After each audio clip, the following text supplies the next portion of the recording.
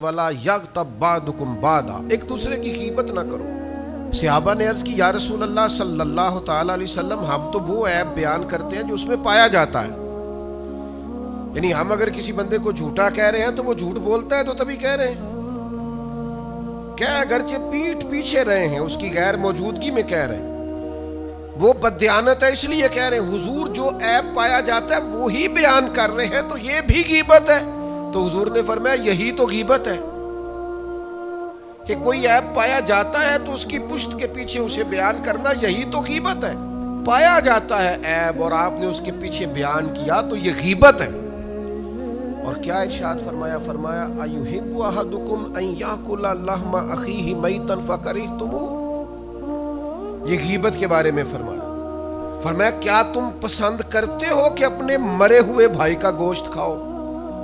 یہ قرآن مجید نے کہا، اللہ نے بیان فرمایا ایک دوسرے کی غیبت نہ کرو۔ کیا پسند کرتے ہو کہ مرے ہوئے کا، ایک تو مر گیا اور پھر یہ کہ انسان مر گیا، پھر اس کا گوشت کھانا، اور پھر غیر نہیں، وہ اخی ہے، تمہارا بھائی ہے، پسند کرو گے؟ فکرہتموہ، خود ہی قرآن نے کہہ دیا تم اسے کراہت کرو گے، تم اسے برا جانو گے، تمہیں یہ پسند نہیں ہے۔ تو واتقوا اللہ، پھر ڈرو اللہ سے، پھر غیبت نہ کرو، پھر چغلی نہ کرو، پھر لوگوں کے عیب پھٹوں پہ، چوکوں پہ، گھروں میں، چوراہوں میں، گلیوں میں، اپنے اپنے قریبیوں میں بیٹھ کر عیب نہ اچھالو، پھر نہ لوگوں کا برے لفظوں کے ساتھ ذکر کرو۔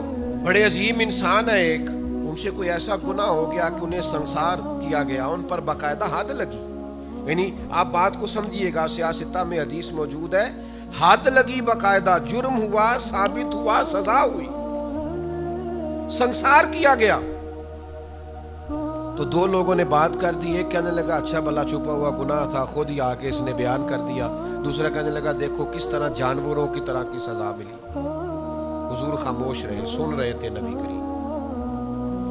بعض چیزوں کے بارے میں شریعت کے احکام اتنے سخت ہیں اور ہم ہیں کہ اس میں پوری طور پر ملوث ہیں، باز ہی نہیں آتے۔ جہاں بیٹھتے ہیں ہماری گپ شپ کا عنوان ہی یہ ہوتا ہے کسی نہ کسی کی عیب بیان کرنا۔ نبی کریم علیہ السلام نے ان دونوں کی بات سنی، تھوڑا سا آگے جا کے نا اللہ کے حبیب تشریف فرما ہوئے، یہ ذرا انداز آپ نے ملاحظہ کرنا ہے، یہ سیاستہ میں حدیث موجود ہے۔ کریم تھوڑا سا آگے گئے تو گدھا ایک مرا ہوا تھا سڑک پہ، تو نبی کریم نے فرمایا وہ دو کدھر ہیں جی، وہ جو کہہ رہے تھے اپنے بھائی کے بارے میں، بلاؤ کدھر ہیں؟ وہ یا رسول اللہ وہ ہم سے غلطی ہو گئی۔ تو یہ نبی پاک علیہ السلام کا طریقہ، یعنی یہ حضور کی ناراضگی کا انداز دیکھیے۔ حضور فرمانے لگے اس مرے ہوئے گدھے کا گوشت کھاؤ، کھاؤ۔ تو کہنے لگے یا رسول اللہ یہ تو نہیں کھایا جاتا۔ تو فرمایا پھر تمہیں خیال نہیں آیا؟ تم نے اپنے بھائی کی غیبت کی، اس کا گوشت کھایا؟ آپ نے بات کو سمجھنا ہے، میں پہلے کہہ چکا ہوں کہ اس عظیم المرتبت انسان نے آ کے اپنا جرم قبول کیا، جرم ثابت ہوا، سزا ہوئی۔ لوگ کہتے ہیں جی میں سچی گل ہی کیتی ہے، یہی کہتے ہیں نا، وہ جی میں کچھ جھوٹ بول رہے ہوں، انج کردا ہے، او بھائی یہی غیبت ہے، یہی مردہ بھائی کا گوشت کھانا ہے۔ یہ جو بڑا پکا پیٹا ہو کے کہہ رہا ہے نا او جی میں سچی بول رہا ہوں، تو یہ جا کے اس کے منہ پہ بولنا، یہ ادھر کیوں بول رہا ہے؟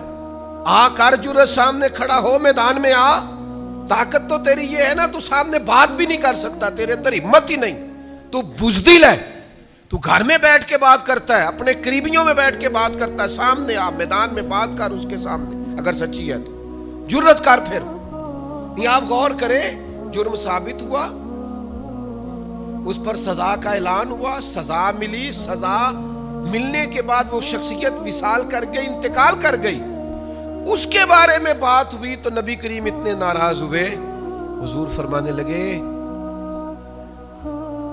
تم یہاں اس کے بارے میں باتیں کر رہے ہو اور وہ جنت کی نہروں میں غوطے لگا رہا۔ جرم ہو گیا تو کیا ہوا، گناہ ہو گیا تو کیا ہوا، اس کی توبہ کا انداز بھی تو دیکھو نا، دیکھو نا وہ کیسے آیا ہے، اظہار کیا۔